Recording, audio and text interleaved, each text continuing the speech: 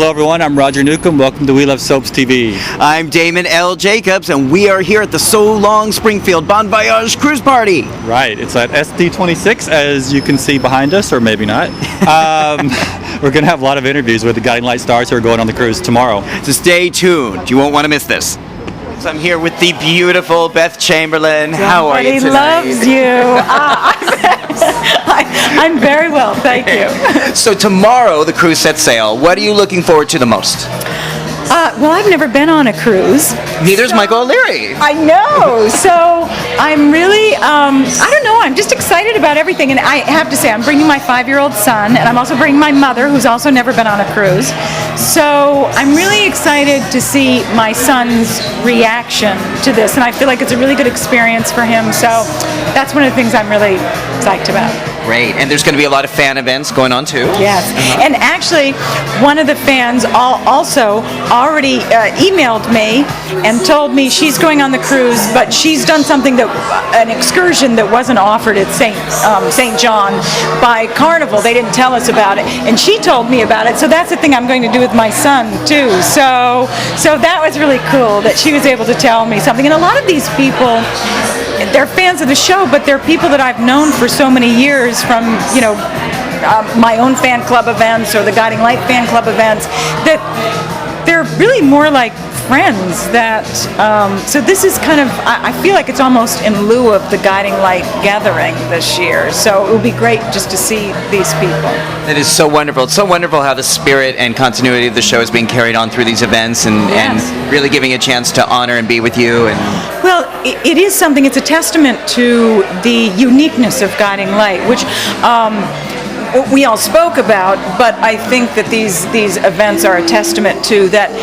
Not only did we feel very much like we were a family, but I think that fans felt like they were a family with us as well, and we felt that in return. So there is this big extended family of Guiding Light, the people that work there and the people that were a part of it by viewing it. So, and this is a testament to the fact that those weren't just empty words that we were saying, that these events keep going on. It's carried on. Yeah. It's been nearly a year since Guiding Light wrapped. In this past year, what have you learned most about Beth? Beth Chamberlin? Beth Chamberlin.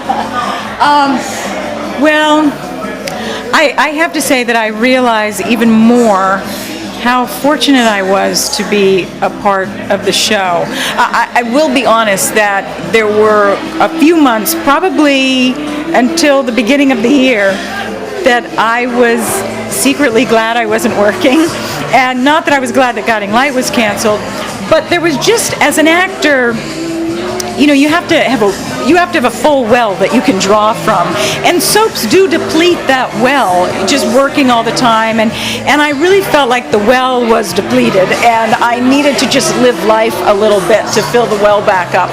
And so I was sort of secretly happy that I wasn't working for a while. But now that I've gotten beyond that, I can look back at Guiding Light and say what an amazing experience, and how fortunate I was of all of the different soaps that before I got Guiding Light, I screen tested for tons of soaps and tons of primetime series, that I ended up on that particular show. I feel very fortunate that was such a big part of my life. You mentioned the work and the consistency can be depleting, and Beth always had something going on that was crying and crying. One of her stories that touched me the most those last 6 months was how in Coop's death there was a lot of crying, but she also took a lot inward. She didn't do as much crying. She walked around town in a bloody wedding dress, kind of in a daze, kind of in a shock. What is more draining as an actress? Is it to do the outpour, the crying, or is it to do sort of more of these emotionally reserved scenes? No, I think, I have to say, I think it's 50-50, because sometimes there is an incredible release. When you do cry, you get it out in the scene. And then you can leave it there, maybe a little bit more. Whereas when it's kept inside, and you don't actually cry during the scene, what happens is you end up crying when you get back to your dressing room, because you've built up that feeling of what's going on for you, that in this case, that incredible loss. And that has to be released someplace. So So you're either crying when you're on camera or you're crying when you're off camera. It's inside you. I mean, those emotions are inside you. It's there. And I also was just devastated. I adored John Driscoll. And I was devastated that he was leaving the show. It was a great story that they wrote with him leaving and Philip's return. But I was just devastated. In my gut, I kept saying to him, in my gut, I believe that this is the best thing for you, John, but selfishly, I'm sad that you're leaving. And it turned out that it was the best thing, certainly. Well, it certainly was from Coop's death that Beth had the Emmy reel that you submitted, which I loved, which was so beautiful because it had the whole range of emotions, the internal, the external. And it had some nice, one of the things, it's so funny because when the show first aired, I actually, a lot of people called me, actors from the show called me and said, that was fabulous, today's show was fabulous. And it was so funny because I watched it and I didn't really like it that much. Wow. And I think it was because it was a little too close to the bone. Sometimes we reveal a little too much of ourselves in a way, and I think I became uncomfortable seeing myself, kind of raw there. Really interesting. It went a little bit further emotionally than you had planned. So, and then when I got away from it, when I was choosing Emmy reels, which was a very interesting situation because, of course, there was no show to go to say, well, what shows would I like to submit? It was kind of those shows that I had kept, that I'd asked for a copy of. I went, okay, well, let's look at some things and see what I've got here. And then, strangely, I looked at it because I was removed by so many months from having shot it and what have you. And then I said, well, I like this. I do like this. And all those people that said that they liked it, I guess they were right. And I did. I liked that it had the agony of what she was feeling, the guilt of what she was feeling, but it also had strength in her dealing with Alan. That those were, I thought, very interesting scenes because she was in a position where she was determined that he was not going to get to her, and of course he did get to her, and she ends up slapping him and yelling at him and everything. But she went in with the idea he is not going to get to me again, and that's a very interesting thing for a character, for an actor to play. Yeah, she was defiant. She was strong, but she was human, and he pushed her button. Nice. He knew how to do it. I had a nice scene at the end with Philip, which was very nice too. In the jail when he was in the jail cell. Yeah. Yes. Now, honestly, at We Love Soaps, we were disappointed about how the Emmy Awards went because your reel was great and you were so wonderful. Who would you, if you had gotten up there, who would you have thanked? I actually had a little list in my pocket because when I get nervous, I forget people's names. and so I'd even write my husband's name down there. But of course, I was in a very unique position because I really could just thank who I wanted to thank as opposed to being... No. Michael Leary, I was going to thank The kiss Michael of Dr. Leary. Rick. No one lasted very long. Michael, this is who I was going to thank right here. No. There's no reason to do that, but this is as good a time as any. So why don't you just... I would like to thank... this is my award. I would like to thank Michael Leary for all the work that we got to do together and really teaching me how not to act. Thank you. And I just want to say on Beth's... What? What? No, I'll just... You were doing so well. Well, we knew as soon as Dr. Rick... My margarita's waiting me. No, you're doing... They're really good. They're sweet. No, they're not.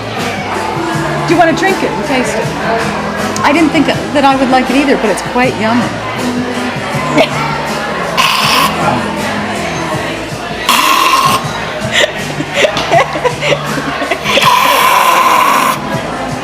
It's great. I was going to say that means he likes it. I think that was a seal of approval. Actually, I have to say that the first person I was going to thank was Paul Rausch, because Paul brought me back to the show originally in '97, and Paul brought me back and was very supportive. He loves actors, and so he was very supportive, and he actually allowed the character to change. He wasn't afraid of the character changing And so that opened doors for me to play her in a way that she hadn't been played before, so that I was able to really make it my own. So so that was the first person. And then certainly I was actually all the head writers through the years, I was thinking, because I got great stories through the years from Barbara Essenson and James Brown and Claire Labine and Lucky Gold and David Kreisman and Jill Hurst.